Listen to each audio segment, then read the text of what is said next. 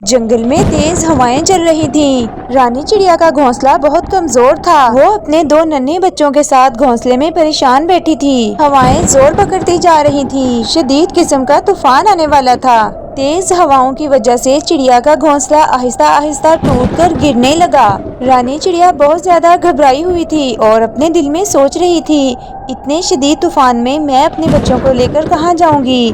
انہیں سردی لگ جائے گی، یہ ابھی بہت چھوٹے ہیں۔ اچانک ایک زوردار ہوا کا جھونکا آیا اور اس کا گھونسلہ ٹوٹ کر زمین پر گر گیا۔ اب رانی چڑیا شدید طوفان میں اپنے بچوں سمیت زمین پر بیٹھی ہوئی تھی۔ رانی چڑیا کے بچے سردی سے کانپ رہے تھے اور بارش بھی شروع ہو گئی تھی۔ رانی چڑیا نے فوراً ادھر ادھر دیکھا۔ اسے درخت کی جڑوں میں ایک سوراخ دکھائی دیا۔ وہ جلدی سے اپنے بچوں کو لے کر وہاں چلی گئی۔ وہ سوراخ ایک سوکھے درخت میں تھا جو زیادہ مضبوط نہیں تھا، لیکن فی الحال چڑیا اور اس کے بچوں کو پناہ مل گئی تھی۔ کچھ دیر بعد بارش بہت تیز ہو گئی۔ رانی چڑیا اپنے بچوں کو اپنے پروں میں سمیٹ کر بیٹھ گئی۔ ابھی کچھ دیر ہی گزری تھی کہ ایک کوا اور کوی بھی اس سوراخ کی طرف آ گئے۔ چڑیا اور اس کے بچوں کو وہاں بیٹھا دیکھ کر کوی آگ بگولا ہو گئی اور غصے سے بولی، تم یہاں کیا کر رہی ہو؟ نکلو یہاں سے، یہاں ہم بیٹھیں گے۔ چڑیا روتے ہوئے بولی، میرا گھر طوفان میں ٹوٹ گیا ہے، میرے بچے بیمار پڑ جائیں گے، مجھے تھوڑی دیر یہاں بیٹھنے دو، بارش رک جائے گی تو میں خود ہی چلی جاؤں گی۔ کوا سخت لہجے میں بولا، تو ہم کیا کریں؟ ہم نے تمہاری حفاظت کا ٹھیکہ نہیں لیا ہوا، ہمارا گھر بارش میں ٹوٹ گیا ہے، یہاں پر تو ہم ہی رہیں گے، تم باہر نکلو یہاں سے۔ یہ کہہ کر کوا اور کوی نے رانی چڑیا کو بچوں سمیت باہر پھینک دیا۔ بارش تیز ہوتی جا رہی تھی۔ بیچاری چڑیا اپنے بچوں کو اپنے پروں میں سمیٹ کر اداس ہو کر بیٹھ گئی۔ اسی دوران چڑیا کو ایسے لگا کہ جیسے اسے کسی نے آواز دی ہو۔ اس نے ادھر ادھر دیکھا لیکن اسے کسی پرندے کا گھونسلہ نظر نہیں آیا۔ چڑیا پھر اداس ہو کر بیٹھ گئی، لیکن اسے پھر سے آواز سنائی دی۔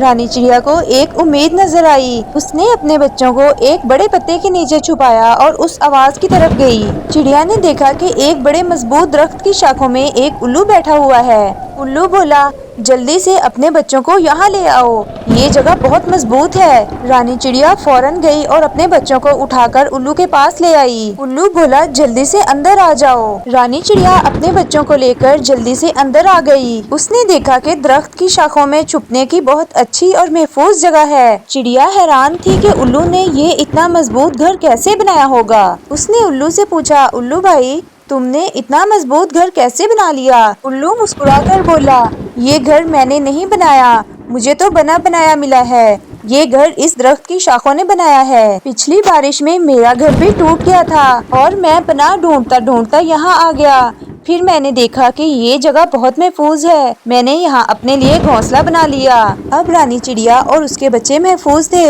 الو نے رانی چڑیا اور اس کے بچوں کو کھانا دیا اور کہا، رانی چڑیا اب تم بالکل بے فکر ہو جاؤ، تم اور تمہارے بچے محفوظ ہیں، یہ طوفان تمہیں کوئی نقصان نہیں پہنچا سکے گا۔ رانی چڑیا نے الو کا دل سے شکریہ ادا کیا۔ ساری رات بارش ہوتی رہی۔ جنگل میں ہر طرف پانی ہی پانی ہو گیا۔